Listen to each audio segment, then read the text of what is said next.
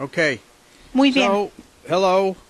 Hola. Good to be with you this afternoon. Qué gusto de estar con ustedes esta tarde. My understanding is Yo we wanna pienso talk que about queremos hablar what sobre Lynn is lo que referring to Lynn se ha when hecho he referencia speaks cuando about habla sobre collapse of science that occurred in el 1900. colapso de la ciencia que ocurrió en el 1900. what I will Eso address. es lo que voy a abordar. Now, Ahora, and I will take that up in particular. y voy a abordar eso en but I think particular, it's pero pienso to actually que para understand entender what happened in 1900, efectivamente lo que sucedió en el 1900, vamos a abordar esto desde el punto de todo el desarrollo de esto. Creo que la mejor manera es el contexto en el que Lynn lo menciona en su idea de sus dos tríadas, de Cusa, Brunelleschi y Kepler, o Brunelleschi, Cusa y Kepler,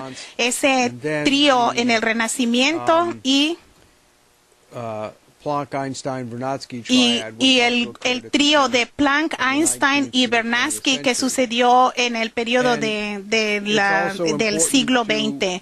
Y también es importante pensar sobre esto desde el punto de vista de la discusión repetida que Lynn ha dado sobre el hecho que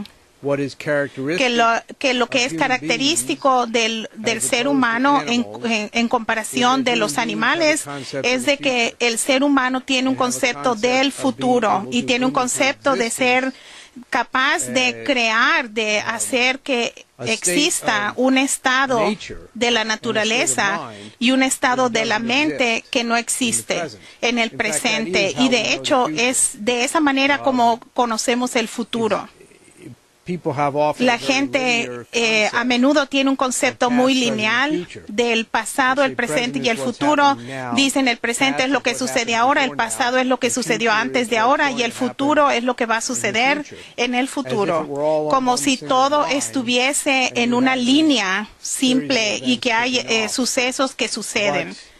Pero la manera en que la humanidad o el significado del concepto del futuro no es no es un punto en una línea, es una acción de crear, hacer que exista un estado de la naturaleza y un estado de la mente y la condición del universo que no existe. Esto es otra manera de describir el proceso creativo mismo, que es una característica de solamente de que solo la humanidad posee. No hay ninguna otra criatura en el universo que conozcamos, de la que sabemos, que tenga esa capacidad. Los animales no tienen ese concepto de pasado, presente y futuro, excepto muy estrecho, y ningún animal puede crear y hacer que exista una condición en el futuro que ya no existe de antemano. Así que cuando pensamos sobre los sucesos del 1900, a los que Lynn se hace referencia, debemos pensar sobre como una acción. La acción, una acción sociopolítica, física que sucedió para crear una condición en el futuro que no existía en ese momento, y esa condición es la condición en la que nos encontramos en este momento, al principio del siglo XXI y un poquito más de 100 años más tarde, y esa es la condición en la que el apreciar esta capacidad creativa del hombre es tan limitada y es tan tenue que casi no existe, excepto en las mentes de muy poca gente en el planeta hoy día. Por lo que cuando vemos a estos sucesos del 1900, cuando vemos cómo esta situación para la humanidad, cómo se creó, cómo fue posible que existiera. Creo que para lo mejor que debemos hacer es empezar con el primer trío del cual Lynn habla del Renacimiento, porque en ese caso hubo una transición que fue exactamente lo opuesto de la transición que vimos en el 1900. En el periodo del Renacimiento, este desarrollo del cual Lynn habla desde Brunelleschi, Cusa y Kepler, hubo un cambio en la forma de pensar de la humanidad, un cambio sobre cómo la sociedad pensaba, que se alejó de la creencia en la matemática y en los números y hacia la causa de la verdadera ciencia y el arte basado en la creatividad. En el 1900 hubo un cambio en la dirección opuesta. Si uno ve lo que sucedió en el periodo del Renacimiento, el periodo, digamos, del periodo de Brunelleschi, a principios del siglo XV, hasta mediados, hasta el finales del siglo XIX, la trayectoria general del pensamiento humano, especialmente en Europa Occidental, pero también como se expresó en los eventos de ese periodo en las Américas, el cambio. Había un proceso donde la característica dominante de la sociedad, pero no era la única característica, pero la característica, la tendencia dominante, no estaba gobernada por la matemática, por la lógica aristotélica, por la deducción, sino que estaba dirigida, gobernada por un entendimiento del compromiso y una apreciación de esa capacidad creativa de la humanidad. Así que veamos esta transformación, cómo sucedió esta transformación, y después veamos cómo se dio una viraje en la dirección opuesta en el 1900. En el periodo del Renacimiento, la humanidad salía de como 2000 años, en cierto sentido, del dominio de lo que hoy le llamamos la matemática, que era la principal, donde Aristóteles dominaba en el pensamiento europeo. Esto se asocia, se conecta con el dominio total del sistema imperial, del sistema oligárquico del hombre que controlaba toda la región del Mediterráneo desde la muerte de Arquímedes en adelante. Y el concepto fundamental de Aristóteles era el que la mente humana es capaz de imaginar las condiciones e ideas que no existen. Pero eso no es real.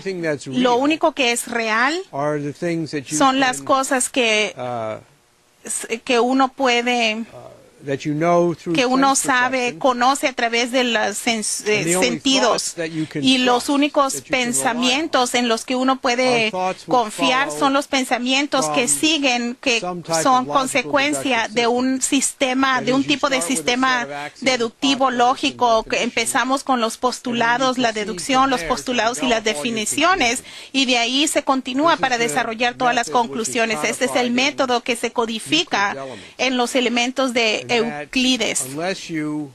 Y a menos que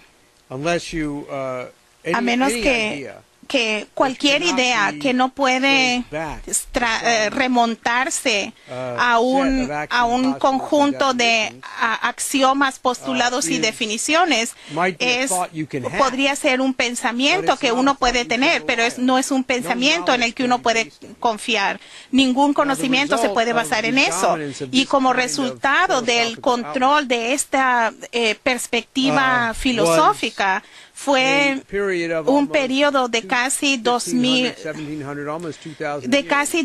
años de un estancamiento real físico en el desarrollo de la humanidad. La población se mantuvo en la misma número, el nivel de tecnología, la conexión del hombre, la relación del hombre con la naturaleza no cambió mucho, no hubo grandes descubrimientos en la ciencia, excepto por unos pocos como los de Dante, y como resultado, la existencia de la humanidad. Yo estoy hablando en Europa, había cierto progreso en China durante ese periodo, pero China también estaba de arriba abajo. Y con lo que terminamos es con un periodo en el que las condiciones reales de la humanidad se caracterizaban por un ciclo que se repetía de un poquito de progreso seguido de un gran periodo de decaimiento, de declive. Algo está sucediendo ahí, George. Alguien está apareciendo en la pantalla, se refiere. Hubo un gran periodo de decaimiento en el que tal vez alguien se cayó. Hubo un gran periodo en donde la población crecía un poquito y después había un periodo de hambruna, de enfermedades, de colapso, y se caracterizaba por guerras, básicamente en donde no había progreso, y algunas veces se le habla de la edad oscura porque no había un progreso de la humanidad, y esto culminó en un colapso mayor final que ocurrió a finales del siglo XIV y a principios del siglo XV con el hundimiento del sistema financiero europeo, que acarrió las condiciones físico-económicas que es lo que llamamos la peste negra, donde la mitad de la población europea fue arrasada en cuestión de años. Humberto, you need to silence your mic. Humberto, necesitas poner un mudo. Tienes que apagar tu micrófono porque está haciendo eco aquí. Mute. Ponle el mudo en la computadora. Mudo. ¿Poner mudo? ¿Silenciar? Sí, siléncialo, por favor. Sí. Porque estamos oyendo el eco aquí. Okay. Thank you very much. Gracias. Okay. Así que la razón de este decaimiento, de este declive por mucho tiempo, es porque según los conceptos que imperaban en el sistema imperial, en el que no se permitían ideas algunas o se consideraban válidas, que no encajaran con esta construcción aristotélica. Así, en ese pequeño ejemplo, uno puede ver la relación de lo que la gente ahora niega, pero es muy importante porque es la relación entre la manera en que pensamos sobre la manera de pensar y las condiciones físicas de la vida. De hecho, si uno ve un estudio sobre la existencia humana en la sociedad, este es lo único que es interesante, es la relación entre no lo que la gente piensa, sino la forma en que piensan sobre el pensar. Y si uno piensa sobre el pensar en esta manera aristotélica, siempre corresponde con este periodo muerto en donde no hay un progreso de la humanidad y las condiciones físicas de la vida se gobiernan por este ciclo de subes y bajas. Estos ciclos nunca suben mucho y a final de cuentas hay un desplome. Y lo que fue verdaderamente el Renacimiento fue un periodo en que la gente dijo, esta crisis que tenemos es una crisis que es resultado de la forma en que pensamos sobre el pensar. Y si nos limitamos en la manera de pensar a las ideas euclidianas, a las ideas aristotélicas, si nos limitamos de pensar sobre la percepción sensorial, entonces estamos condenados a ser esclavos no solamente de un sistema imperial, pero de de este ciclo físico-económico que nunca cambia. So in the Renaissance, Y en el Renacimiento esto fue un concepto verdadero, que fue la idea de cómo cambiar la forma en que pensamos sobre la idea, y le llamaron el Renacimiento porque obviamente esto es obviamente el punto principal que surgió en la sociedad griega en el periodo de Platón y antes de Platón, que no es solo los grandes avances de la sociedad griega, pero los logros y los avances de la sociedad griega fueron resultado del hecho de que Platón por primera vez y Sócrates pensaron sobre la forma en que pensábamos. Era la idea de la idea de la generación de un pensamiento real, que no es simplemente una esencia de la imaginación, sino que es algo real. Y de hecho, Platón entendió que eran los pensamientos que eran más reales que cualquier cosa que sucedía en el dominio de la percepción sensorial. Y esto se convirtió en la misión, en la pasión y la misión de la gente que crearon el Renacimiento, que creó el Renacimiento, de los cuales conocemos unos cuantos que eran famosos, los que crearon los trabajos de grandes artes y de los avances científicos, pero estuvieron acompañados, tenían todo un cuadro de gente que estaban comprometidos con esto, y lo más dramático de todos los logros es lo que hizo Brunelleschi con la construcción del domo de la iglesia de Santa María del Fiore en Florencia. No voy a ir en detalle. Si hay preguntas, voy a mencionar cómo se construyó el domo. LaRouche ha escrito, Bruce ha escrito sobre eso, Jason Ross hace un par de semanas hizo una presentación pedagógica sobre esto. Pero el logro esencial de Brunelleschi fue el que mostró que una idea que solamente él tuvo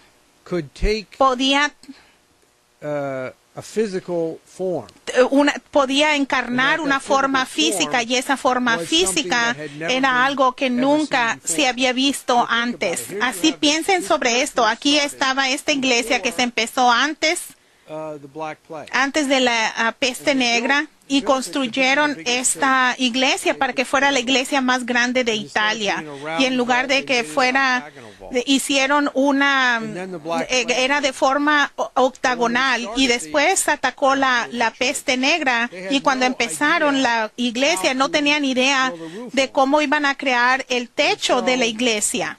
Así que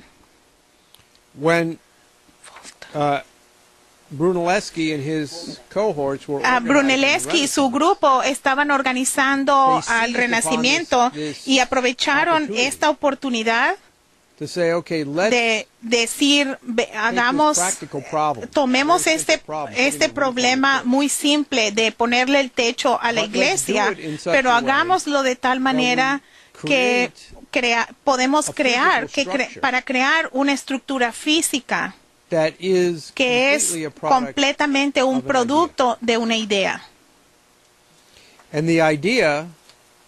Y la idea es una idea filosófica muy profunda. Es la idea de que hay una coherencia en el universo entre lo muy pequeño y lo muy grande. Porque el domo, para que fuera una estructura autosostenible, tenía que autosostenerse en todas sus partes para poder sostenerse a través mientras se va construyendo, y ustedes pueden ver los detalles o en las preguntas. Esto creó un objeto físico, algo que uno no podía negar que existía, porque podían ver este domo de toda la zona de Florencia. Y esto Aquí tenemos una ironía que no puede uno ignorar. Es algo físico que uno puede reconocer de que el domo, que era parte del sensorio, no podía ser creado por nada en el dominio de la percepción sensorial, sino fue creado por algo totalmente fuera del dominio de la percepción sensorial. Era una acción de la mente humana, un acto creativo de la mente humana. Y Nicolás de Cusa le dio voz a la idea detrás de la idea. Brunelleschi tenía este proceso, pero Cusa lo presentó en todos sus escritos, en sus sermones, en sus libros como De Docta Ignorancia, en el cual dijo de muchas diferentes maneras que esto verdaderamente es la manera en que funciona el universo. No es simplemente un truco que el hombre puede hacer, como los animales pueden hacer trucos que otros animales no pueden hacer. Hay estos pájaros que vienen cada primavera, que acaban de llegar, esos pájaros, no sé cuáles son, y el invierno en Colombia. Van a Brasil y viajan por 4 semanas desde Brasil, por 4 semanas hasta Maryland, y por 40 horas vuelan sobre el Caribe. Esto es un truco interesante, que un animal pueda hacer eso. ¿Cómo verdaderamente puede volar una ave por 40 horas sin detenerse? Pero la creación de una idea no es un truco. Es un reflejo del estado real, de que es algo que Cusa menciona, que el universo mismo se organiza sobre esta idea que son las ideas que hacen que exista la realidad física. Cusa en su último trabajo lo presenta desde lo que él le llama el potencial o posibilidad. Así que cosas que existen en el universo, como el domo de Brunelleschi, pero solo existen porque son posible que existan, y la razón de que es posible que existan es es porque la humanidad es capaz de generar esa idea y organizar al mundo físico para producir. Así que lo más importante en el universo son las ideas de este tipo, ideas que son ideas potenciales. Por lo que el hombre debe organizar su sociedad para según la habilidad, según el esfuerzo para aumentar la habilidad del hombre de generar ideas. Si uno quiere mejorar las condiciones físicas del hombre, debemos mejorar las ideas del hombre. Y Cusa presenta este concepto, y esto desencadena lo que se convirtió en 400 años de progreso en la ciencia, en el arte, en la cultura, porque rechazamos, la humanidad rechazó las limitaciones sobre su mente que las matemáticas imponían, y organizó e investigó y profundizó su entendimiento de la manera en que generamos ideas. El tercer miembro de este trío, que es Kepler y LaRouche, dice, porque lo que Kepler hizo es, él mostró que la organización del sistema solar mismo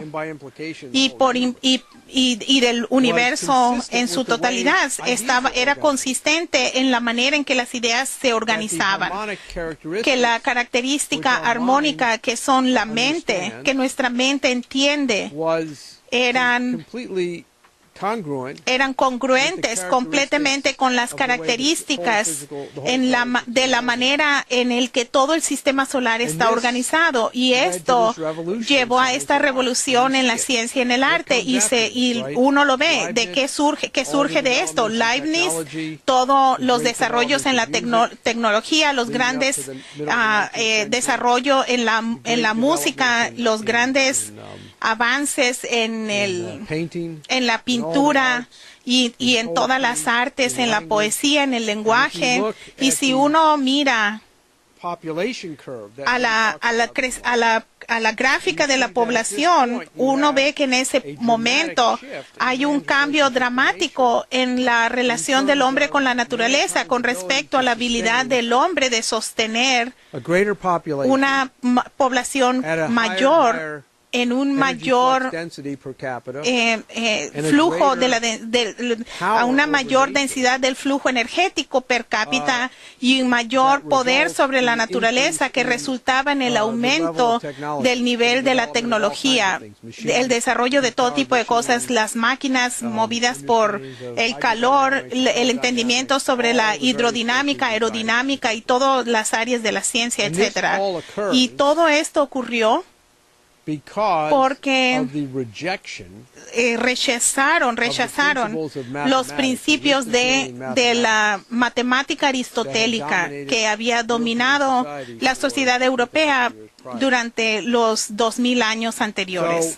Así que esto fue acompañado por una pelea que fue iniciada también por Cusa, que inició Cusa para organizar a la sociedad humana que fuera consistente con la idea de la idea.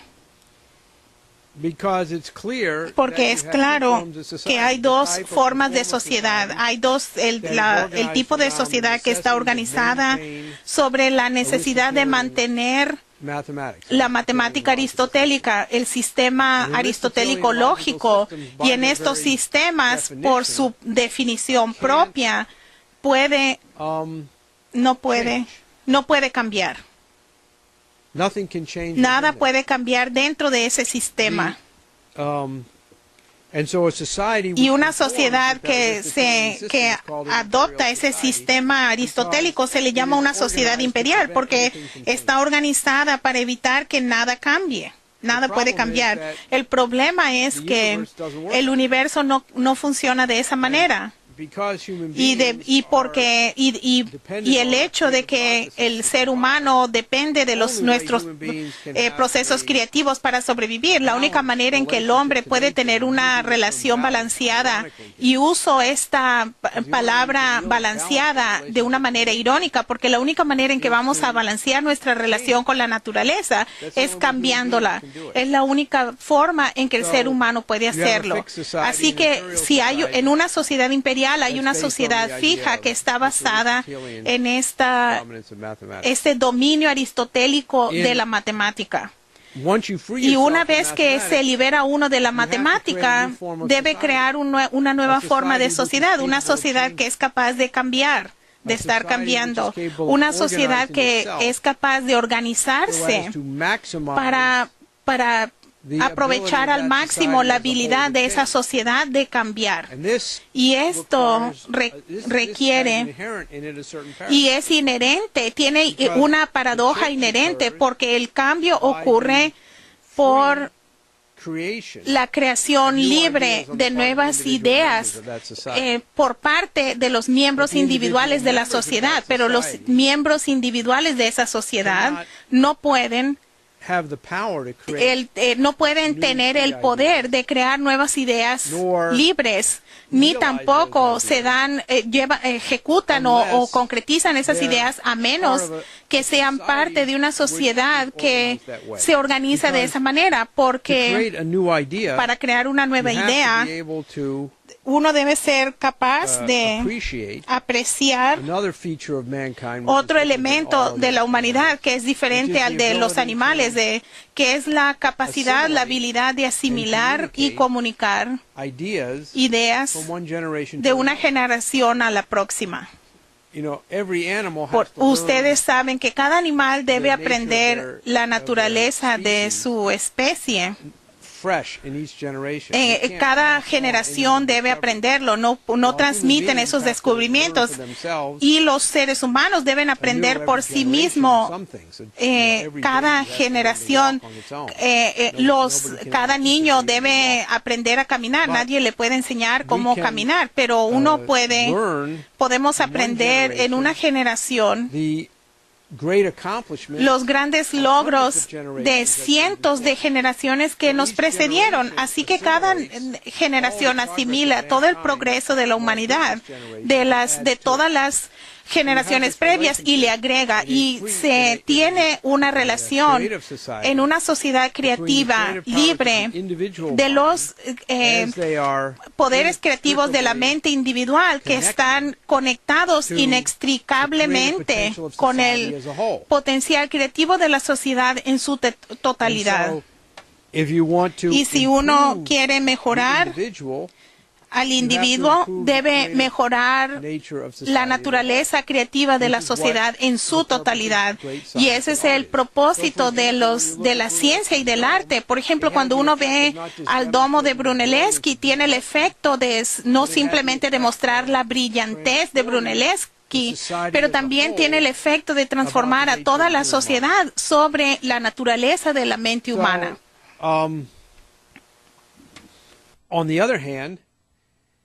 Por otro lado, si uno quiere destruir la sociedad, si uno quiere imponer una estructura imperial, deben destruir la creatividad de la sociedad en su totalidad.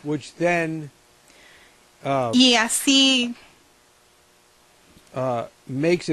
hace posible neutralizar cualquier descubrimiento creativo que viene de individuos.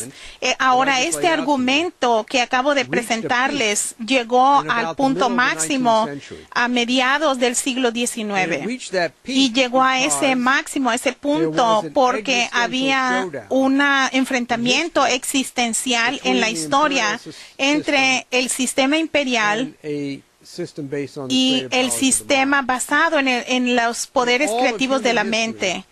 Durante toda la historia humana, el sistema imperial tendía a dominar, y podíamos ver pequeños puntos donde había progreso aquí y allá, que resultaban pequeñas culturas y pequeños grupos de sociedades como Atenas, que promovieron o la sociedad florentina, que promovieron que crearon el descubrimiento creativo, pero el sistema imperial tendía a dominar. Uno de los proyectos de Cusa de los que habló fue el lanzamiento el desarrollo de las Américas. Y esto fue exitoso principalmente con el desarrollo especialmente de la colonia de la Bahía de Massachusetts, que condujo al desarrollo de Estados Unidos como una república continental basada en la idea que se encarna en la Declaración de la Independencia y de la Constitución de Estados Unidos, que dice que esa es una sociedad basada en una idea, y la idea de que todos los hombres fundamentalmente son creativos y que el propósito de nuestra sociedad es crear un futuro. Ese fue el lenguaje de la organización de la sociedad. Y el lenguaje no crea una sociedad, lo hace la práctica, y fuimos bendecidos por genio como Alejandro Hamilton, que creó esta sociedad y la echó a andar, y con las acciones de John Quincy Adams y después Abraham Lincoln, que para mediados del siglo XIX, Estados Unidos, esta forma de sociedad, que no era solamente Estados Unidos, fue la encarnación de esta idea del renacimiento de la República, era lo suficientemente fuerte que con la colaboración de de gente en Rusia, en Alemania en particular, y también más tarde en Japón y en cierto grado en Francia, para destruir al sistema imperial.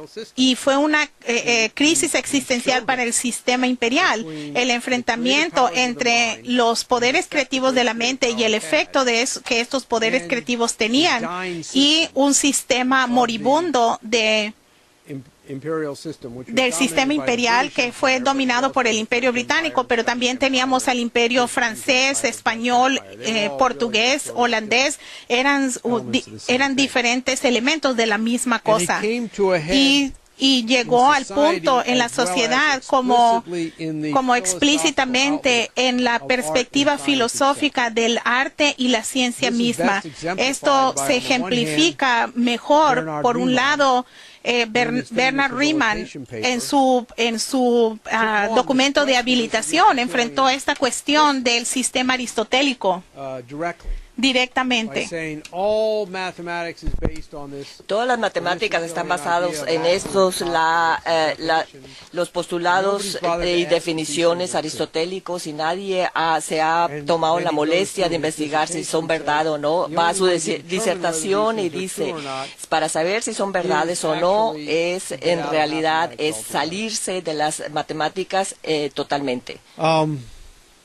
Y después se tiene lo mismo en la música, por ejemplo, con la idea musical de Beethoven, las ideas musicales de Beethoven, de Brahms, Schumann, opuestas a la idea de la música como si fueran matemáticas, que se ejemplifican por Liszt, Wagner y todos los demás. Así que la estructura imperialista, especialmente la británica, tomó dos enfoques. Uno fue un enfoque militar, que era un intento por derrotar o destruir a los Estados Unidos con la guerra civil, o destruir a Rusia con la guerra de Crimea, que irónicamente está repitiendo ahora, pero la forma en cómo querían garantizar su victoria fue destruyendo el potencial creativo de la sociedad misma. Así que a fines del siglo XIX, todo esto llegó al punto culminante. Y llegó a un punto culminante porque se tenía, por un lado,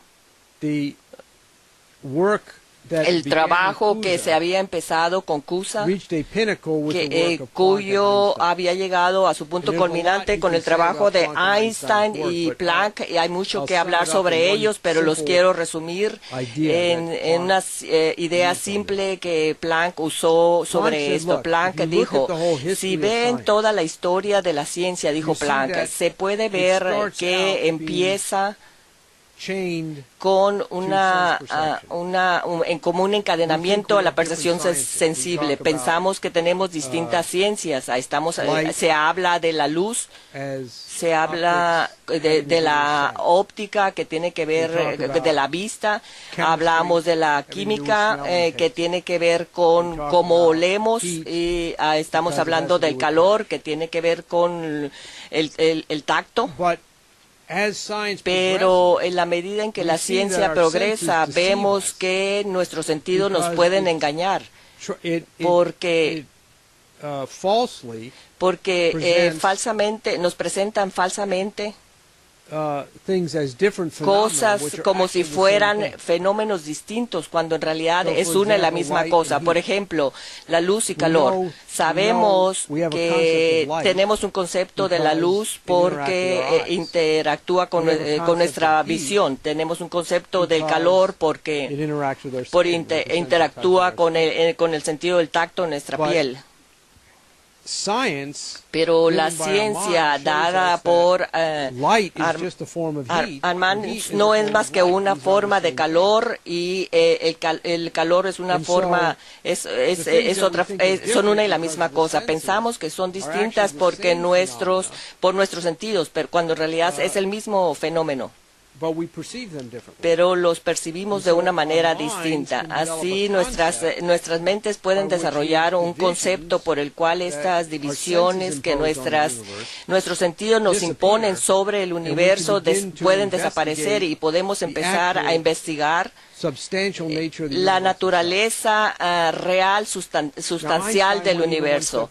Einstein fue un paso más adelante y dijo, ahora que hemos destruido todo lo que tiene que ver con la percepción sensible, tenemos una división más, que es la división entre lo material y lo inmaterial. Y todo esto se remonta hasta los tiempos de los antiguos griegos. Si ven ustedes los diálogos de Platón, están llenos de este tipo de discusiones y las discusiones sobre lo material y lo inmaterial.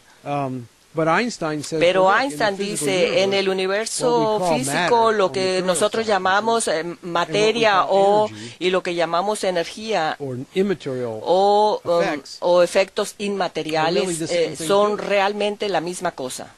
La energía se puede convertir en materia y la materia se puede convertir en energía. Que la sustancia no es energía o materia, la sustancia es algo distinto, que a veces se manifiesta como energía o como materia, y lo que medimos, con lo que nosotros estamos interactuando, es la interacción de la energía y la materia. Así que este trabajo de Planck y de Einstein crearon un avance mayor todavía en el poder del hombre sobre el universo, porque por primera vez el ser humano está viendo la sustancia del universo mismo, y lo está haciendo simplemente en base a las ideas. Es también importante entender subrayar lo que Planck puede hacer. Se asombraría de la forma de qué tan consistente es con lo que Cusa estaba hablando 500 años antes, de forma tal que Einstein y Planck llevaron las ideas de Cusa a un nivel aún más avanzado. Así que esto realmente ponía en peligro, este poder de las ideas ponía en peligro que expresaban Planck y Einstein, y potencialmente el potencial del éxito, de que tuviera éxito el sistema americano en derrotar al sistema imperial para siempre. Así que intentaron organizar la creatividad, ponerle un alto a la creatividad humana que había ocurrido hasta los 1900. Las dos personas más prominentes, la persona que jugó el papel más prominente en todos ellos fue Bertrand Russell. Y el segundo fue un tipo llamado David Hilbert. Y ellos explícitamente estaban tratando de revivir estas ideas aristotélicas. Dijeron, bueno, está bien, a la gente como Leibniz, como Riemann, salieron con todos estos nuevos descubrimientos. Pero ¿cómo podemos depender de estos nuevos descubrimientos? ¿Cómo podemos realmente basar la ciencia en esto? ¿Cómo podemos basar la ciencia en algo que es una idea que sale de la mente, producto de la mente? Paréntesis, una de las ironías sobre Brunelleschi es que cuando se ve el domo, realmente no trazó ningún esquema. Si lo hubiera hecho, lo hubieran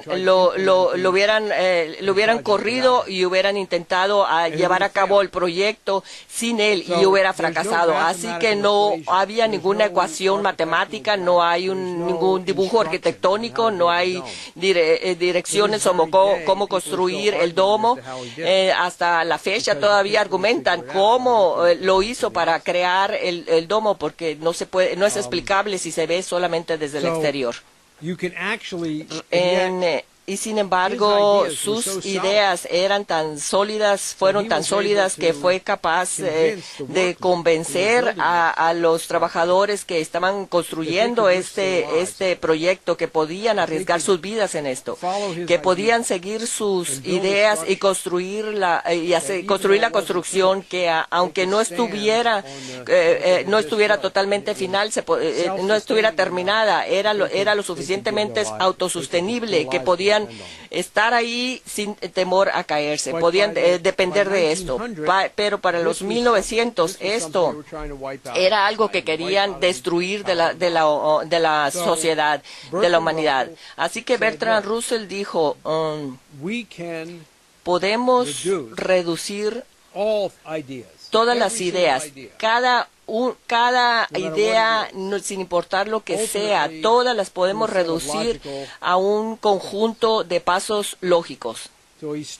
Así que empezó con la idea más básica, que es 1 más 1 igual a 2. Y lo digo en serio. Y escribió un volumen de dos volúmenes con todo un tipo de deducciones imaginativas para probar que todas las ideas del universo se podían reducir a un conjunto de axiomas, postulados y definiciones. Después hubo una conferencia de todos los matemáticos, todos los principales matemáticos en Francia, en donde David Hilbert, que era un profesor en la Universidad de Göttingen, donde Riemann y Gauss habían estado anteriormente, y él hizo sus famosos 10 problemas no resueltos de las matemáticas, y una de esas propuestas entre todos los demás problemas matemáticos fue que desarrollar un sistema para que se axiomatizara toda la física, es decir, sacar todos los poderes creativos de la física y reducir la física a ecuaciones matemáticas. Y a partir de ese punto, la física real fue atacada, y lo único que se permitió fueron las funciones matemáticas. Y si algo no se podía describir en términos de funciones matemáticas, simplemente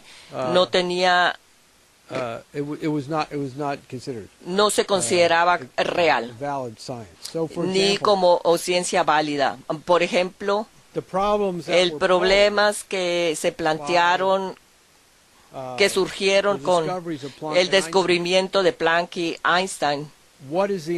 ¿Cuál es la interacción entre la materia y la energía cuando la luz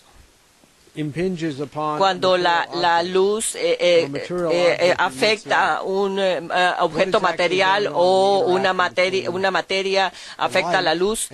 ¿Qué pasa realmente entre la luz y el objeto? Y en base a muchos experimentos físicos que podemos discutir después, si quiere, esto llevó a una paradoja de cuál era la naturaleza real de cómo ocurría esta interacción. Así que lo que presentó las paradojas que ahora se conocen como las paradojas de la física cuántica. Hay que ver cómo funciona la materia cuando interactúa con la energía, porque no se comporta de una forma que es deductiva lógicamente. Por ejemplo, como mostraron Einstein y Planck, la luz, puedes hacer ciertos experimentos en los cuales la luz se puede comportar como ondas, y algunos experimentos en donde la luz se comporta como partículas. Hay experimentos en donde objetos materiales se comportan como ondas, y hay otros experimentos en donde los objetos materiales se comportan como partículas. Es la llamada dualidad ondas-partículas. Para resolver este problema, el de la dualidad material y y de las ondas, se debe pensar en una nueva idea, similar a lo que Brunelleschi tuvo para construir el domo. Pero esto se suprimió y en vez se planteó una serie de teorías matemáticas que se conocieron como la interpretación de Copenhagen, la dinámica, electromecánicas, que no son más que ecuaciones matemáticas que intentan describir los experimentos en términos de un sistema lógico deductivo. Así que todo esto ocurrió en las primeras décadas del siglo XX. Y a través de los últimos 100 años, esto ha sido cada vez más la forma en cómo se lleva a cabo la ciencia. El único progreso real en la ciencia que se ha producido porque debido a la necesidad se han requerido nuevas tecnologías en muchas de las instancias por motivos militares. Y debido a esta necesidad de crear nueva tecnología, las matemáticas, el sistema matemático se ha tenido que rechazar y se ha permitido que ocurra un proceso científico. Como resultado de esto, tuvimos cierto progreso que se hizo en términos tecnológicos sin que se correspondiera a un aumento correspondiente en nuestro conocimiento de los principios físicos en los cuales está basado esta tecnología. Así que estamos sentados aquí a principios del siglo XXI, en donde la ascendencia de esta forma de pensar matemáticamente ha dominado tanto que no estamos generando nuevos seres humanos, nuevas generaciones de pensadores que puedan realmente crear algo totalmente nuevo de la forma en cómo Brunelleschi creó el domo. Y el viraje fue muy específico, de la misma forma en cómo el viraje en el tiempo del Renacimiento, el viraje fue de las matemáticas a los principios físicos. En los 1900 el viraje se dio al contrario, de los principios físicos a las matemáticas. Así que si no revertimos esto ahora, en el periodo inmediato, lo cual es necesario para poder manejar la energía nuclear y el Nahuapa, no habrá forma en que podamos, en que la humanidad va a poder tener algún futuro, y es por eso por lo cual Lynn ha estado muy enfocado, marca la importancia en esto que ocurrió en los 1900. Esto les da un panorama amplio. Ahora podemos pasar al periodo de preguntas para entrar a cosas más específicas.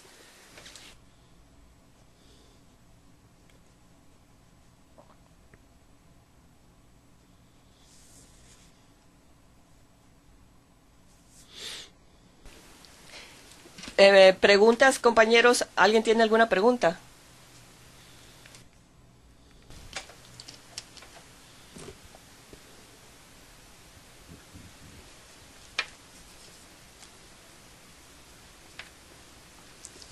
¿Los compañeros en México tienen alguna pregunta?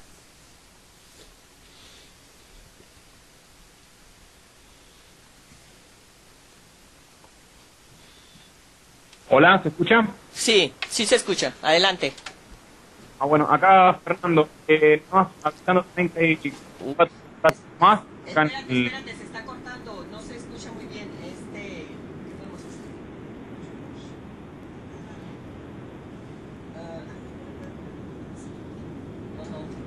Espérate un momentito, es que no se corta. Sí. Wait, Bruce, there is I heard. Okay.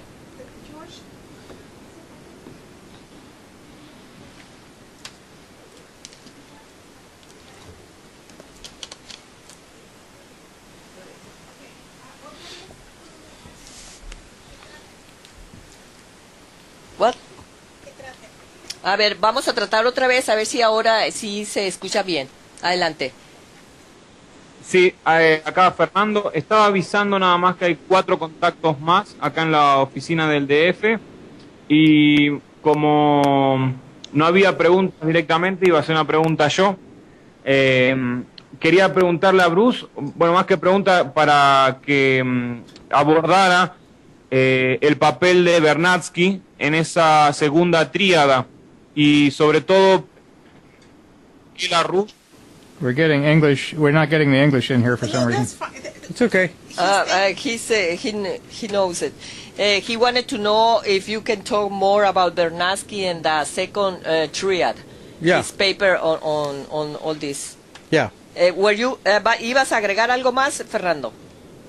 Sí, más que nada, entendí yo por qué la Rush plantea que el de Vernadsky en la segunda tríada. And something about why LaRouche is asking something about the second triad. Fernando, la segunda triada, ¿qué? No se escuchó esa parte. ¿Qué de LaRouche? Sí. Que porque LaRouche dice que el papel de Vernadsky en esa segunda tríada no es igual que el de Kepler en la primera.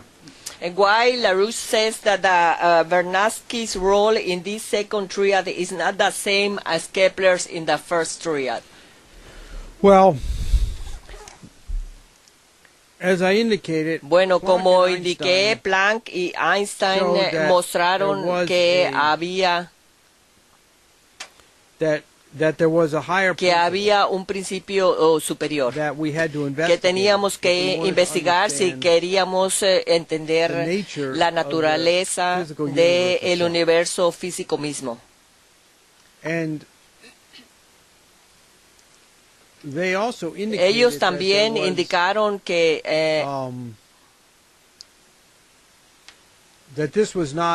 esto no era simplemente una naturaleza que teníamos que investigar, porque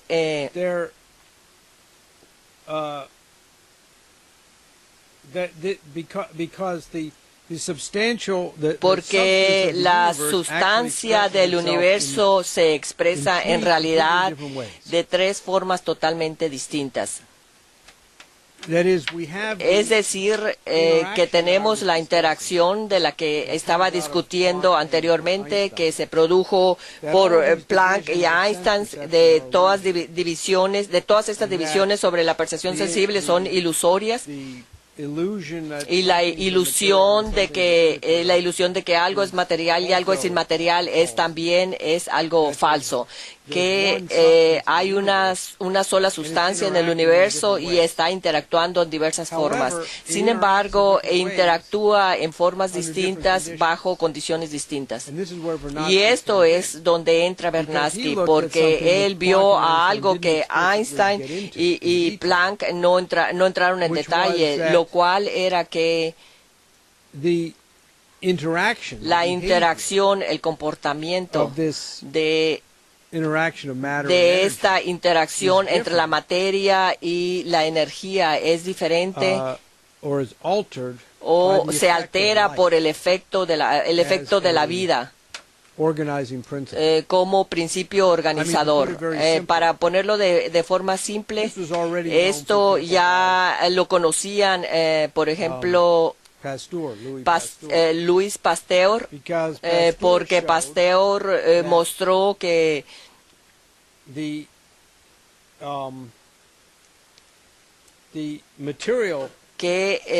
las sustancias material pueden tener la misma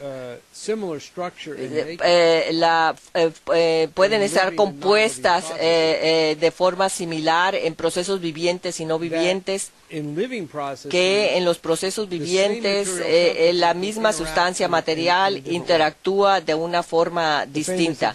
El famoso ejemplo en el caso de Pasteur fue ver el químico llamado tartárico, que es un compuesto orgánico que se produce como un producto secundario en la fermentación del vino. A veces en el fondo de una botella de vino se ven unos cristales.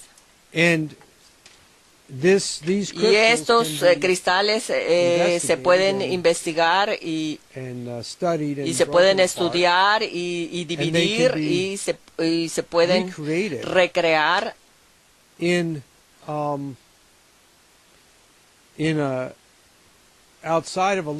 se pueden recrear en un laboratorio por fuera de un proceso viviente y se obtiene la misma composición química, la misma organización de la materia que se obtiene en un proceso viviente. Excepto que hay una pequeña diferencia, y esta es que los cristales, cuando se producen en un proceso no viviente, no vivo, estos cristales no son simétricos, tienden a inclinarse en una dirección o a otra. Así que estos cristales, cuando se crean en un proceso no viviente, básicamente son arbitrarios, pero a diferencia cuando se producen como producto de la fermentación, todos los cristales están inclinados hacia la izquierda. Por propósito pedagógico lo dejo así, todos tienen la misma forma. Esto indica que hay un principio llamado vida, que organiza la materia y la energía en forma distinta de la forma en que la materia y la energía se organizan fuera de los procesos vivientes. Y Vernadsky es la primera persona que vio esto en términos de sus implicaciones más profundas. Si piensas sobre la historia de la ciencia hasta ese punto, se tiene esta división que tenemos en la percepción sensible entre las distintas formas de investigaciones científicas, como por ejemplo acústica, óptica, termodinámica, por ejemplo. También se tenía la división entre los estudios de los procesos vivientes y el estudio de los procesos no vivientes. El estudio de los procesos no vivientes en general se llamaba física, y el estudio de los procesos vivientes, procesos biológicos, siempre iban por separado. No había investigación real de investigación real, no se pensaba realmente sobre cuál era esta relación entre la vida y la no vida. Y Vernadsky realmente desarrolló esta idea y dio un paso más al mostrar que, desarrolló esta idea pensando sobre cómo la vida como fuerza geológica sobre la Tierra en realidad tiene el efecto de transformar la forma física de la Tierra misma. Así que tiene sustancias materiales en la Tierra que pueden ser resultado finalmente, volviendo hacia atrás, cualquier proceso físico que hubiera ocurrido en el plasma giratorio que creó la Tierra y estos elementos, y se tienen los elementos en la Tierra que se distribuyen a través en la corteza terrestre en diversas densidades como resultado de la formación de la Tierra y también del bombardeo de la Tierra de asteroides y meteoritos. Así que tenemos todas estas sustancias materiales que están en la corteza terrestre, distintos químicos, diversos compuestos, etcétera, que están distribuidos. Pero pero la vida ha actuado sobre todos estos como principio, que ha cambiado la forma en cómo interactúan las sustancias mismas. Así que aparte de la acción física que produce estas interacciones que Einstein y Planck estaban considerando, hay algo más que está actuando en el universo físico, que es un principio por separado, que es la vida, y esto se tiene que tener en consideración. Y Bernatsky vio el efecto de la vida humana sobre la vida y la no vida en la Tierra, y escribió sobre esto, investigó este proceso y lo que él llamó la noósfera, y llegó a decir que la mente humana era una fuerza geológica. En realidad estaban cambiando la composición de la Tierra y aún más hacia y en el espacio. Así que esto agrega un elemento crucial a lo que la ciencia tiene que investigar, lo cual es que esta idea de la vida y en última instancia la vida humana. Bernatsky llegó hasta este lugar, hasta este nivel, hizo muchas investigaciones empíricas, pero llegó hasta donde podía llegar, y esto realmente no llegó más adelante, sino hasta que Larouche empezó a escribir sus escritos sobre el desarrollo de la economía física, y es ahí en donde estamos ahora, y es ahí donde tenemos que avanzar ahora. Es ahí por qué es tan importante él, es en la segunda triada, porque el futuro depende de tomar estas ideas hasta donde llegó Bernatsky y verla de lo que Larouche ha tomado de la economía física, y esta es la forma en que podemos transformar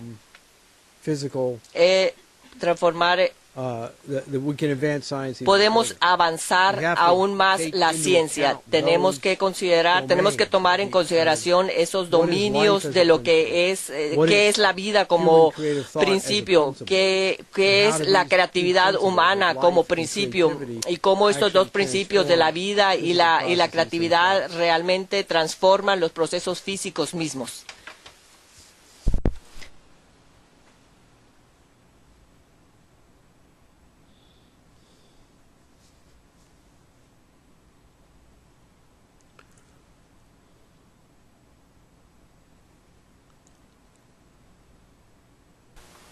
¿Alguna otra pregunta?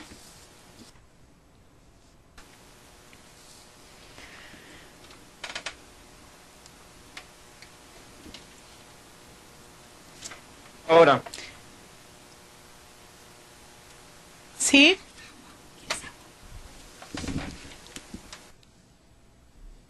Sí, Fernando, ¿qué pasó? ¿Qué pregunta tienes? ¿Qué pregunta hay ahí? No, decía que todavía no hay una pregunta.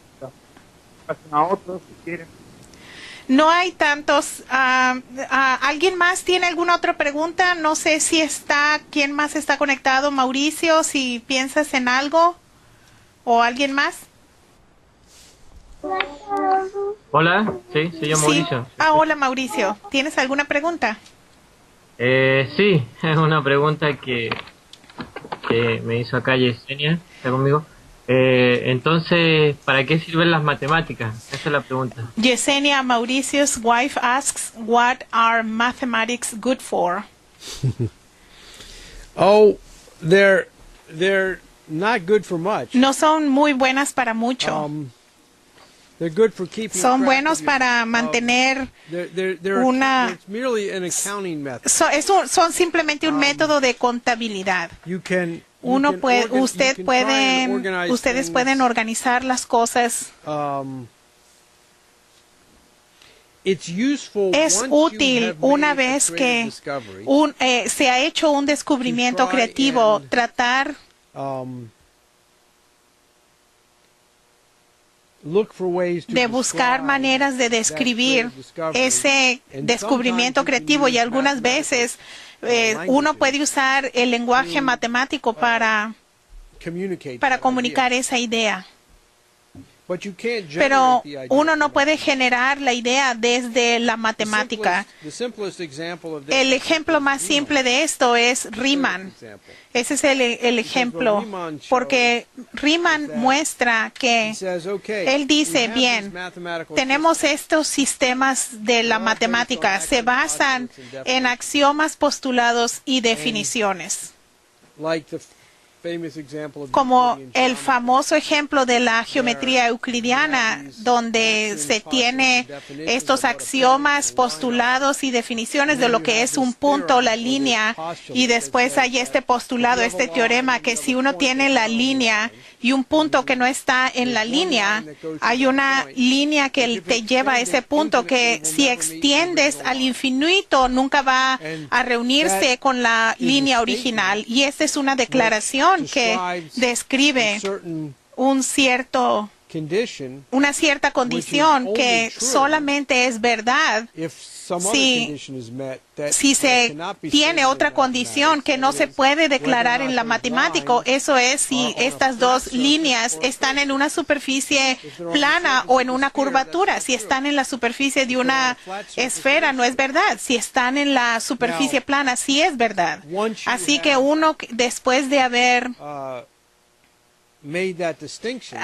hecho esa distinción, entonces puede usar ese conocimiento para mejorar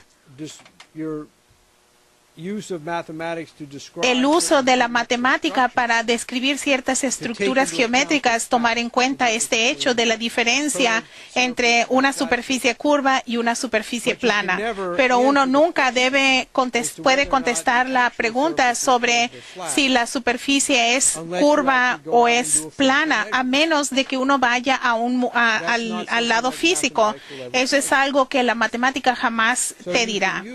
Y uno puede usar ciertas estructuras matemáticas como una manera de organizar efectos, pero no puede, de hecho, hacer descubrimientos con esto. Esto es por lo cual la matemática tiene un uso básicamente en la manera, si uno trata de tener darle un seguimiento, tener en la cantidad de concreto y acero y las máquinas que necesita para construir el proyecto Naguapa, es bueno tener ciertas fórmulas matemáticas para hacer la contabilidad y tener una idea de esto, pero no vamos a crear las presas y los proyectos hidráulicos y las plantas nucleoeléctricas con la matemática. Vamos a construir eso con ingenieros y trabajadores calificados y gente cuyas mentes son capaces de asimilar todas estas cosas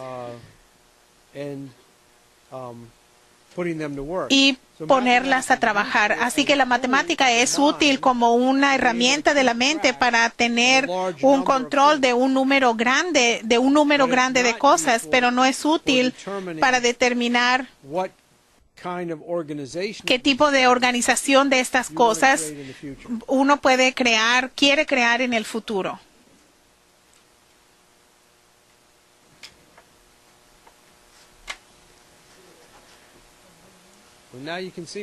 Ahora me pueden ver de nuevo.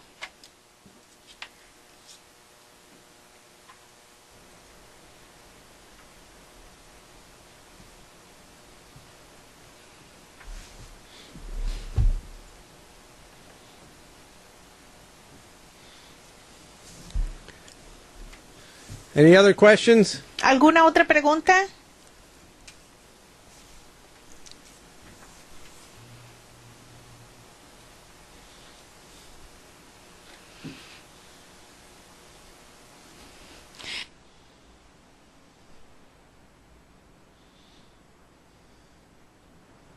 Hola, acá. Sí, Fernando, dinos.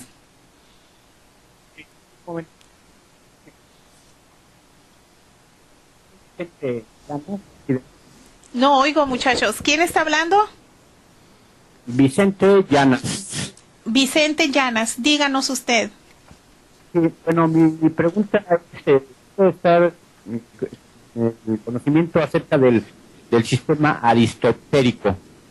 ¿Qué es y para qué sirve, verdad? ¿O cuál es el enfoque que tiene?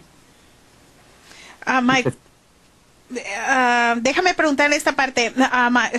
Vicente Llanas is asking about the Aristotelic system. What is that good for? What is it? What is that? And what is that good for? ¿Algo más, Vicente? Sí. Pues básicamente para saber su enfoque hacia dónde nos lleva en el plan pues, globalizado, ¿verdad? Que es el que está llevándose mundialmente, ¿verdad?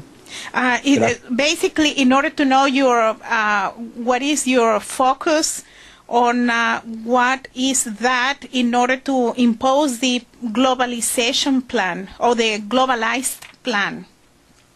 Well, first of all, primero que nada, el sistema aristotélico no es bueno para nada, no sirve para nada. You know, that's where Lynn talked about. Por eso Lynn habla sobre el famoso Gödel. Es un filósofo de Viena que más tarde se convirtió en un buen amigo de Einstein cuando ambos estuvieron en la Universidad de Princeton en los 30s, en los 40s, en los 50s.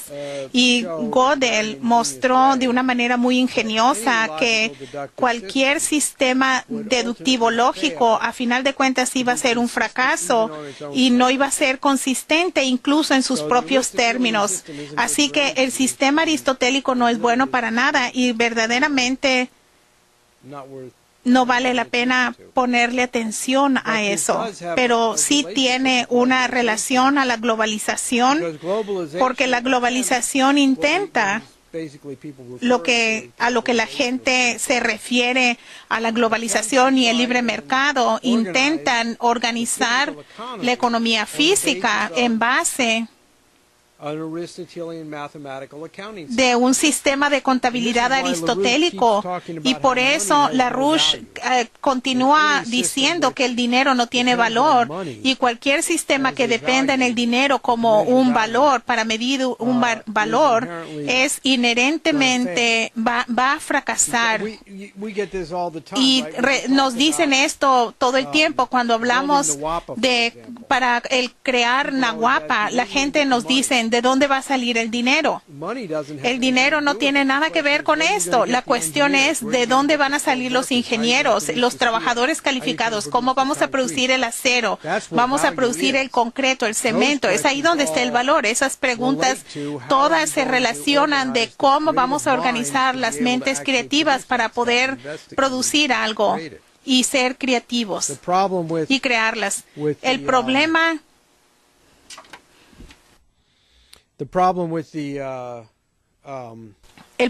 con el sistema de libre comercio es que trata de crear una estructura matemática que va a organizar los medios físicos de producción a través del mundo, en todo el mundo, y puede uno ver el resultado de eso. Los resultados son de que tenemos una situación donde ya saben, tenemos una situación donde 85 personas en el planeta controlan más riqueza que el porcentaje de 85%. 85 personas tienen más riqueza que 3,000 millones 500,000 personas, y el valor de estas 85 personas a la humanidad, a la sociedad, hay un valor para el futuro desarrollo de la humanidad 3,000 millones, o es mayor 3,000 millones más veces que toda esta cantidad de la gente. Es a lo que te lleva la matemática.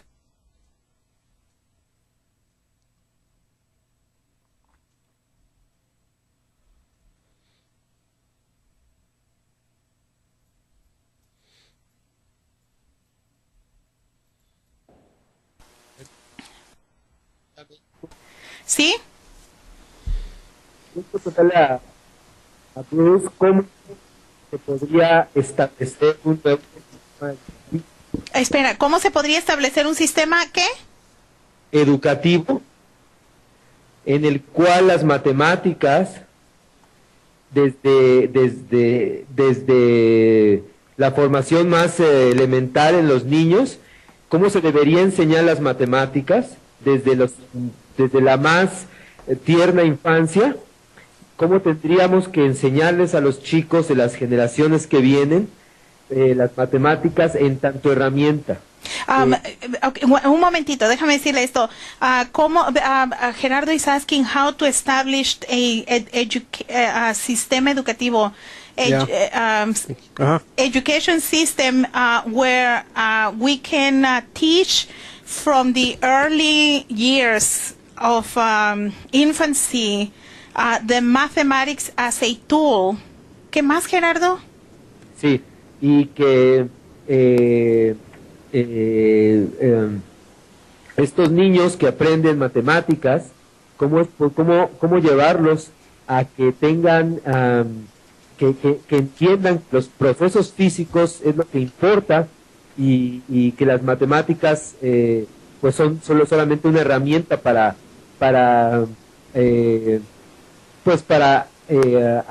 conocer esos procesos físicos, pero cómo se hace o cómo se podría hacer una enseñanza humanista con una enseñanza matemática correcta. I'll see if I remember. And these children learned that mathematics make sure they make them understand that what is important are the physical processes that are the important ones, and how to make them understand that mathematics would be as a tool. Well, I think you have to start from the pienso que hay que empezar desde el punto de hay que empezar desde el punto de vista de para qué educamos a la gente. En este momento no tenemos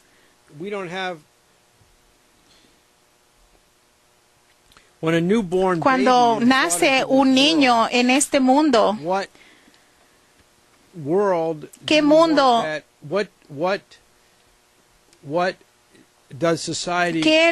¿Qué espera la sociedad de ese niño recién nacido?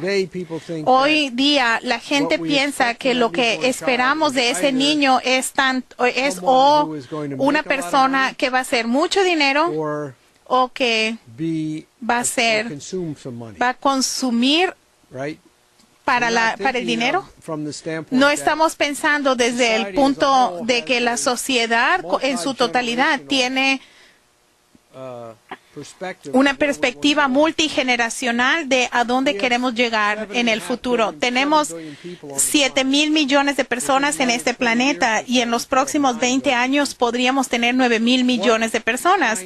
¿Qué tipo de mundo, qué tipo de futuro para la humanidad son estos 9,000 millones de personas? ¿En qué tipo de mundo van a vivir? Y hay que empezar desde esta perspectiva. Se empieza desde qué es lo que quiere hacer la humanidad cuando hoy día, a principios del siglo XXI,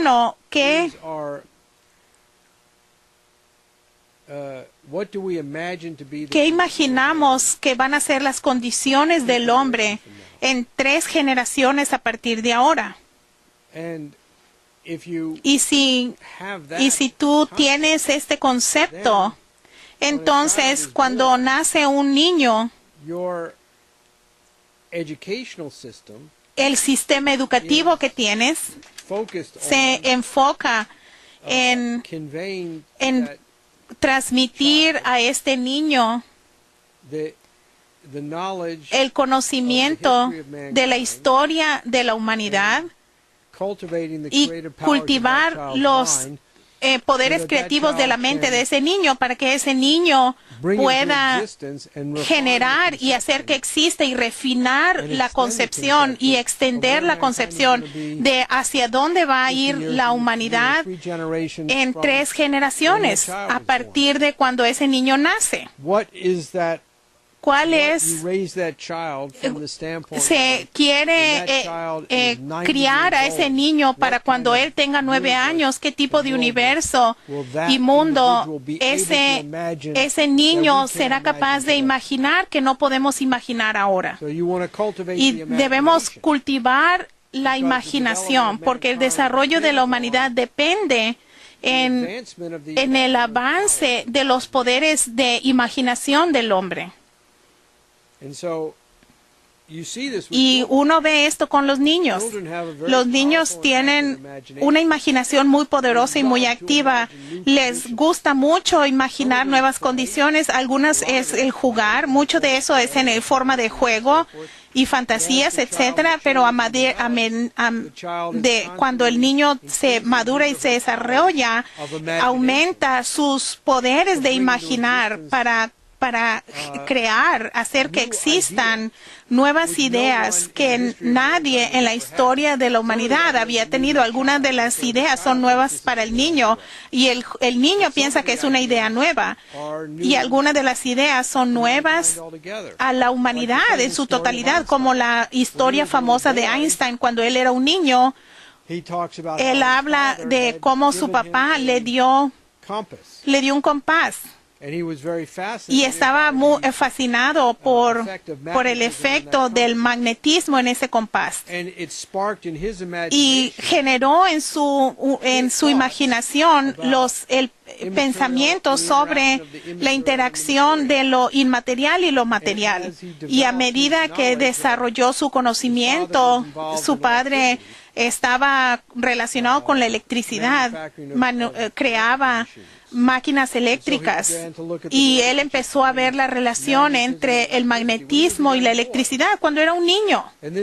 Y esto generó una chispa en su imaginación, una cuestión. Lo hizo que se preguntara cómo sería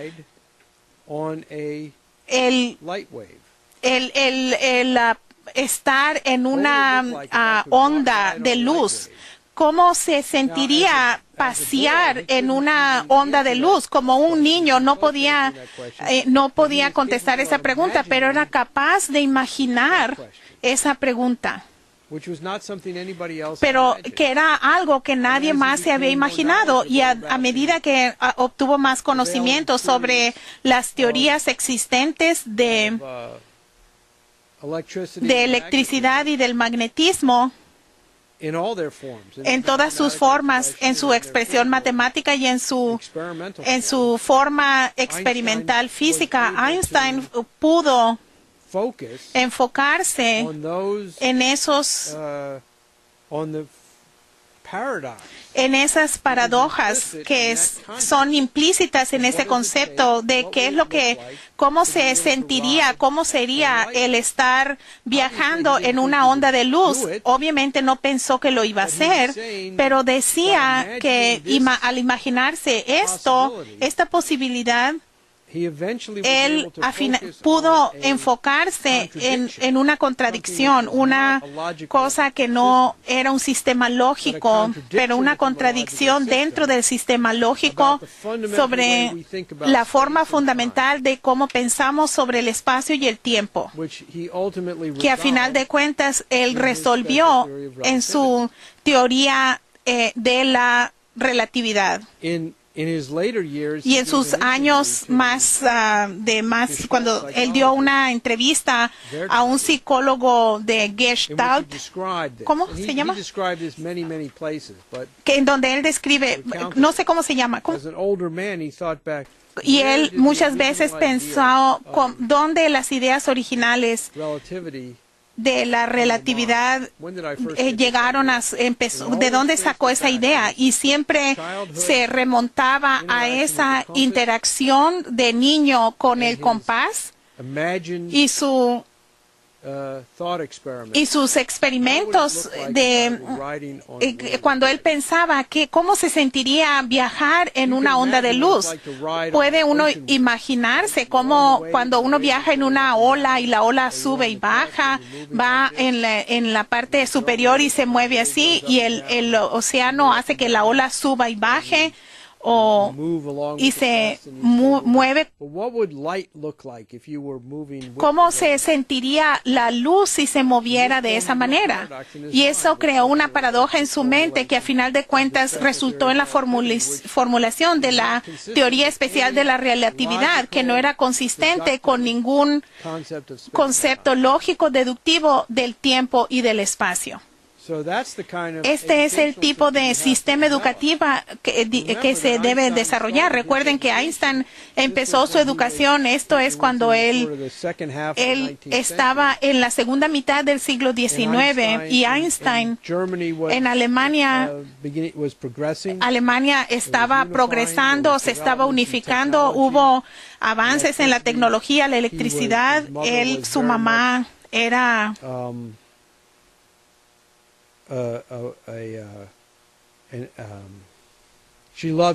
a ella le gustaba mucho Schiller y los grandes clásicos alemanes, y le hizo que Einstein tocara el violín, y es así como conoció Mozart, Beethoven y Bach y la música. Así que había una dedicación, un compromiso para que cada niño tuviese la mayor oportunidad, la más grande, para cultivar su imaginación de él o de ella. Y yo pienso que es más importante que una cosa específica. Hoy en día, ¿qué hacemos? No cultivamos la imaginación de los niños, los aterrorizamos, les decimos historias de miedo, los ponemos enfrente de las computadoras y de la televisión, y tienen fantasías sobre cosas que no son reales, pero no miramos a un bebé y decimos, aquí hay una imaginación activa. Cultivémosla, estimulémosla. Hagamos hay que provocarla, porque en esa imaginación activa de ese niño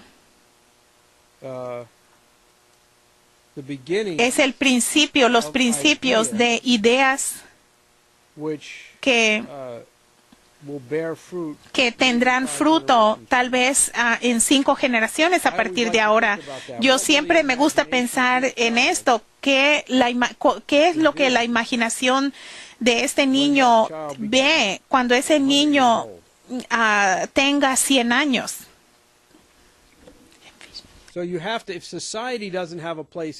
La sociedad no tiene un lugar a donde va. Entonces no va a pensar sobre el niño. Vamos a pensar nada más cómo entretenerlo, cómo asegurarnos de que no se meta en problemas. Cuando la sociedad tiene una perspectiva de muchas generaciones a futuro, un nuevo niño que llega al mundo, uno piensa, esa es la imaginación que necesita ser cultivada. Yeah.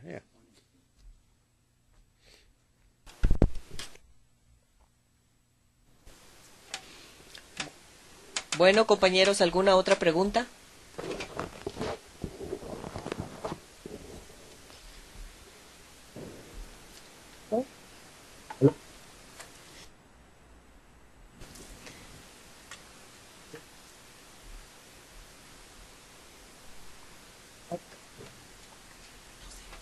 No se oye. ¿Así o más fuerte? Ah, sí, ahora sí se escucha, sí. Quiero pedirle que a Bruce que explique, él dijo al principio de su clase que iba a explicar cómo es que se construyó la cúpula de Brunelleschi. Yo le pido que para que nos aclare cuál era el reto de construirla y qué principios físicos usó Brunelleschi para construir la cúpula de la Catedral de Florencia. During your introduction, you were saying that you could explain more how Brunelleschi built the dome and what were the principles and the challenges that he had to face to build it. So he will want you to explain a little bit more about it. Okay. Well, first, Primero que todo, lo expliqué un poquito, creo que Jason Ross hizo hace unas 2 semanas, sí desarrolló un poquito más sobre esto, pero el problema es el siguiente. Brunelleschi tenía toda esta iglesia que ya se había construido, y la parte principal de la iglesia era un gran tambor a los lados de ese lugar era más grande que cualquier otra iglesia que se hubiera construido hasta la fecha.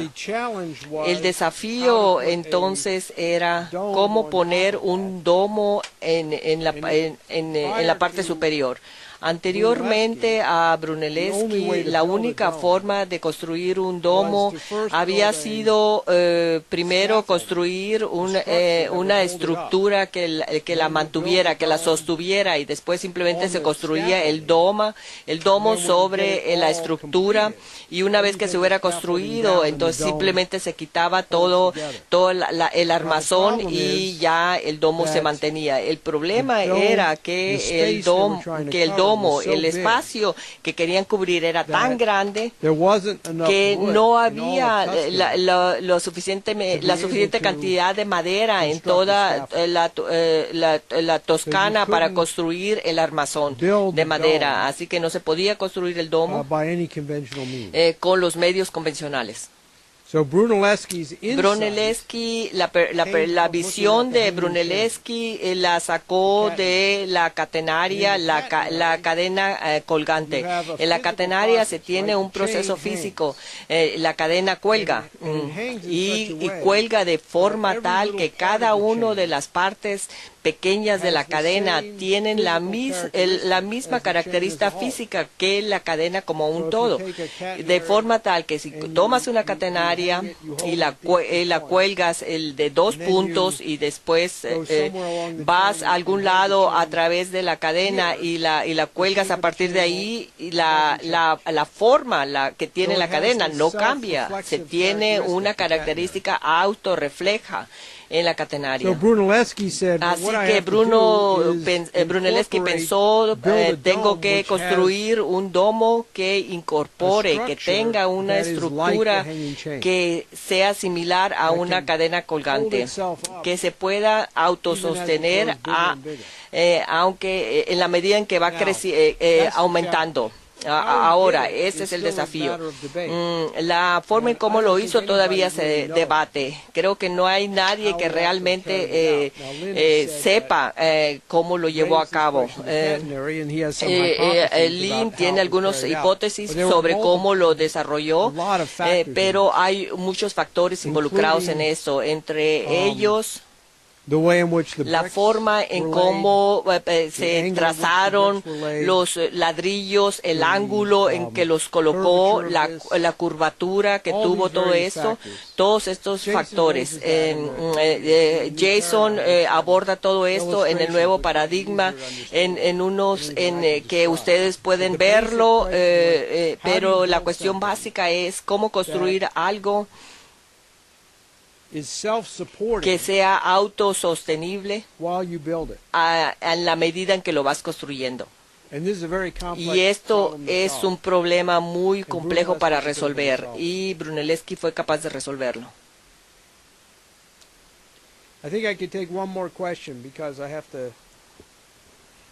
Creo que puedo aceptar una pregunta más, porque hay otras cosas que hacer.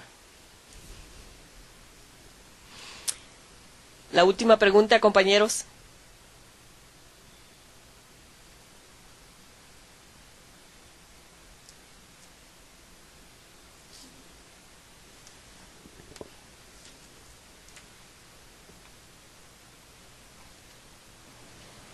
Hola. Sí, adelante, se escucha bien. Sí, no, nada más, acá no había preguntas, entonces si quieren también algún de los dos que están ahí también. He doesn't have any questions, and anybody else? ¿Alguien más? No. Okay, well, thank you. I hope I stimulated your Gracias, imagination. espero haber estimulado su imaginación. Gracias, Bruce. Thank you, Bruce. Okay, adios. Okay, goodbye.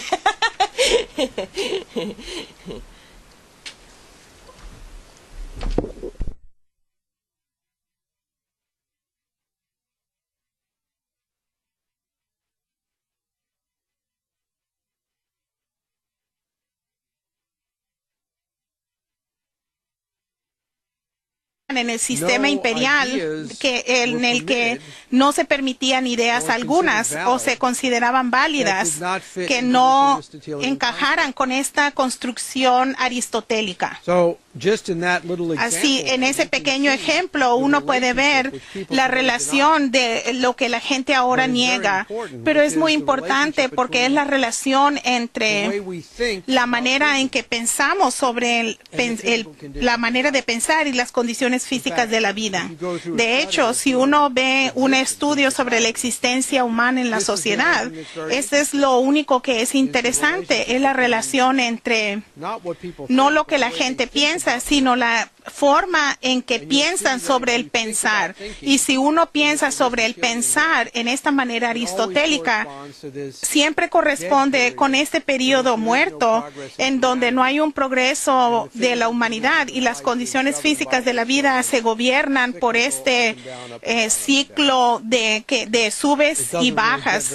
Estos ciclos nunca suben mucho y a final de cuentas hay un desplome.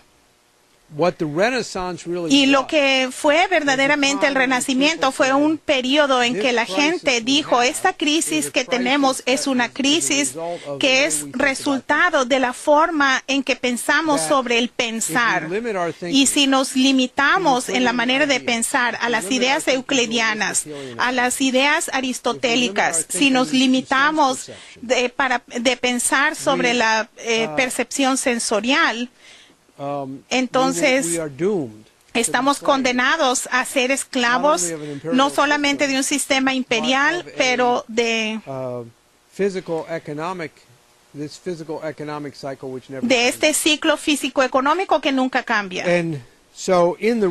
Y en el Renacimiento esto fue un concepto verdadero, que fue la idea de cómo cambiar la forma en que pensamos sobre la idea, y le llamaron el Renacimiento porque obviamente esto es el punto principal que surgió en la sociedad griega en el periodo de Platón y antes de Platón, que no es solo los grandes avances de la sociedad griega, pero los logros y los avances de la sociedad griega fueron resultado del hecho de que Platón por primera vez y Sócrates pensaron sobre la forma en que pensábamos. Era la idea de la idea de la generación de un pensamiento real, que no es simplemente una esencia de la imaginación, sino que es algo real. Y de hecho, Platón entendió que eran los pensamientos que eran más reales que cualquier cosa que sucedía en el dominio de la percepción sensorial. Sabemos que tenga esa capacidad. Los animales no tienen ese concepto de pasado, presente y futuro, excepto muy estrecho, y ningún animal puede crear y hacer que exista una condición en el futuro que ya no existe de antemano. Así que cuando pensamos sobre los sucesos del 1900, a los que Lynn se hace referencia, debemos pensar sobre como una acción. La acción, una acción sociopolítica, física que sucedió para crear una condición en el futuro que no existía en ese momento, y esa condición es la condición en la que nos encontramos en este momento, al principio del siglo XXI y un poquito más de 100 años más tarde, y esa es la condición en la que el apreciar esta capacidad creativa del hombre es tan limitada y es tan tenue que casi no existe, excepto en las mentes de muy poca gente en el planeta hoy día. Por lo que cuando vemos a estos sucesos del 1900, cuando vemos cómo esta situación para la humanidad, cómo se creó, cómo fue posible que existiera. Creo que para lo mejor que debemos hacer es empezar con el primer trío del cual Lynn habla del renacimiento, porque en ese caso hubo una transición que fue exactamente lo opuesto de la transición que vimos en el 1900. En el periodo del renacimiento, este desarrollo del cual Lynn habla desde Brunelleschi, Cusa y Kepler, hubo un cambio en la forma de pensar de la humanidad, un cambio sobre cómo la sociedad pensaba, que se alejó de la creencia en la matemática y en los números y hacia la causa de la verdadera ciencia y el arte basado en la creatividad. En el 1900 hubo un cambio en la dirección opuesta. Si uno ve lo que sucedió en el periodo del Renacimiento, el periodo, digamos, del periodo de Brunelleschi, a principios del siglo XV, hasta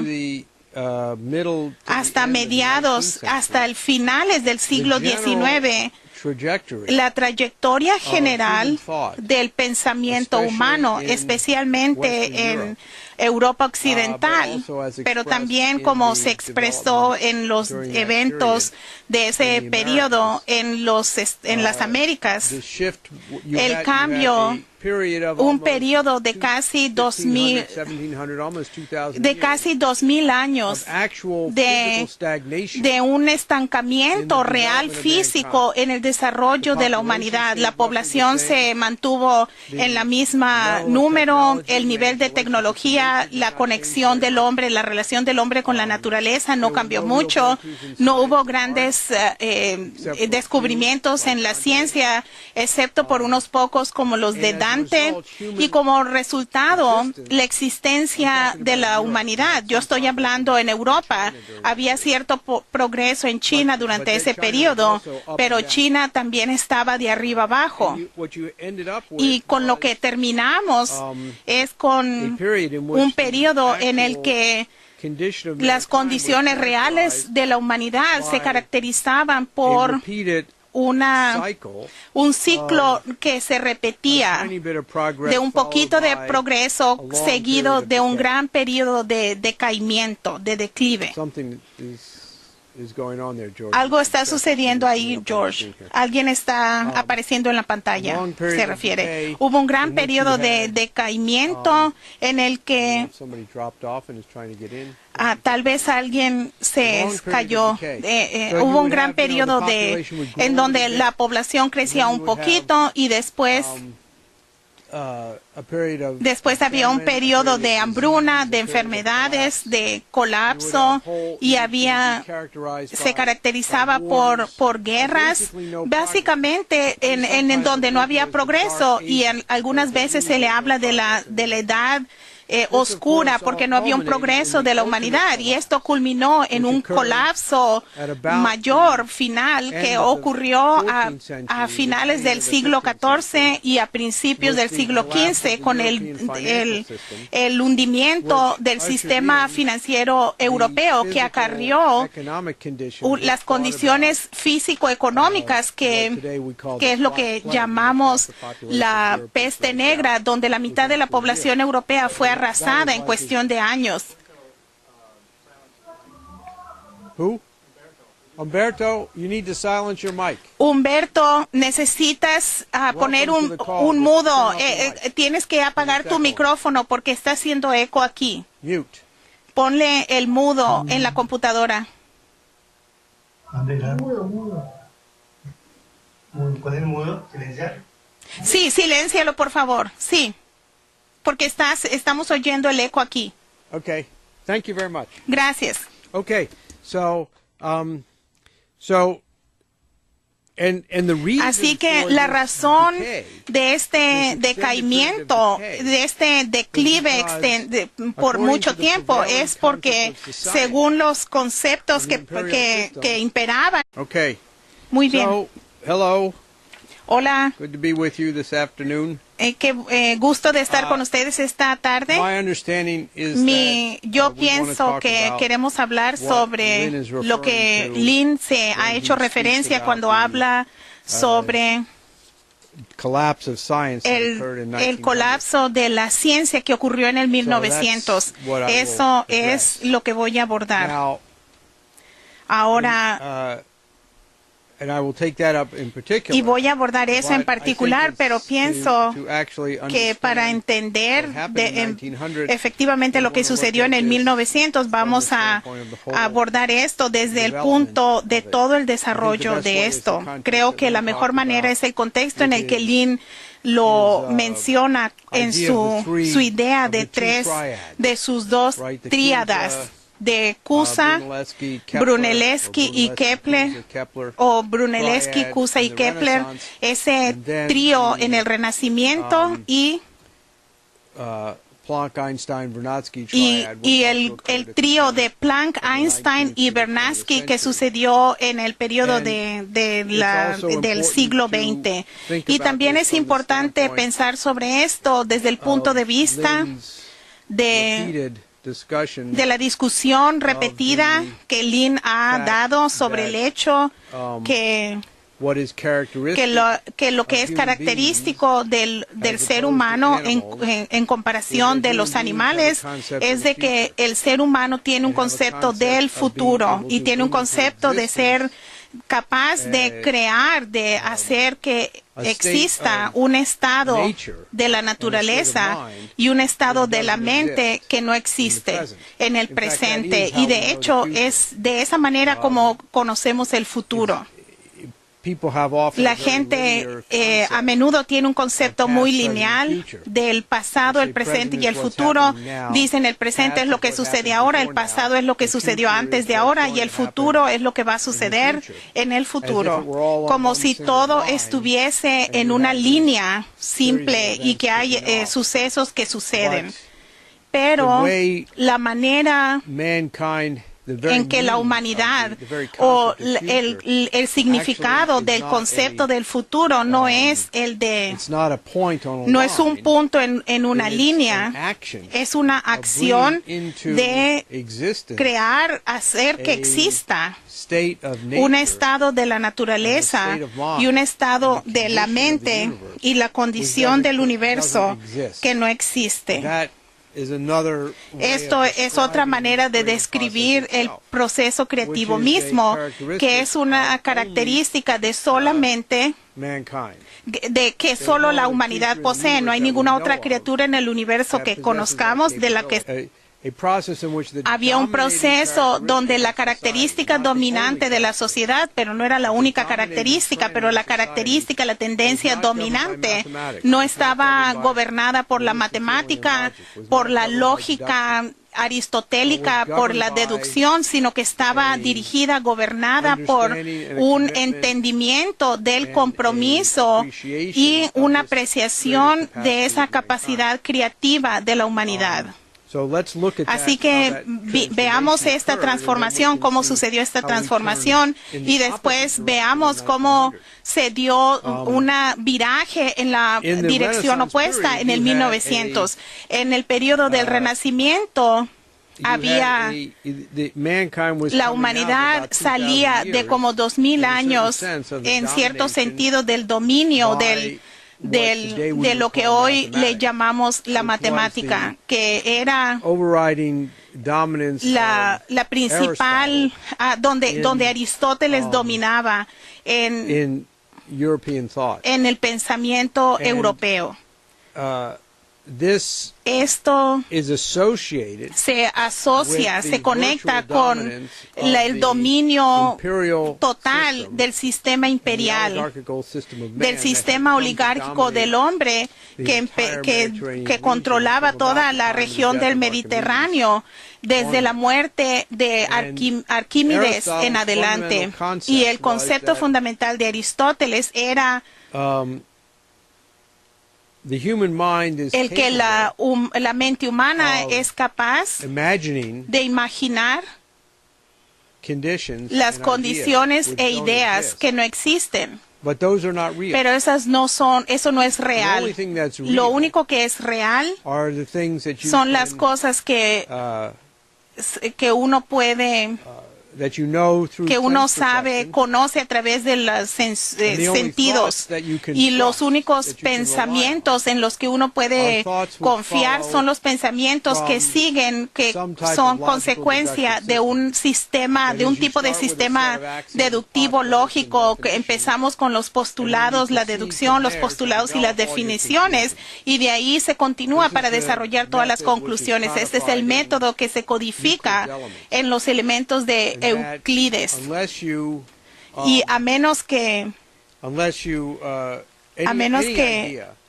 cualquier idea que no puede remontarse a un conjunto de axiomas, postulados y definiciones, podría ser un pensamiento que uno puede tener, pero no es un pensamiento en el que uno puede confiar. Ningún conocimiento se puede basar en eso.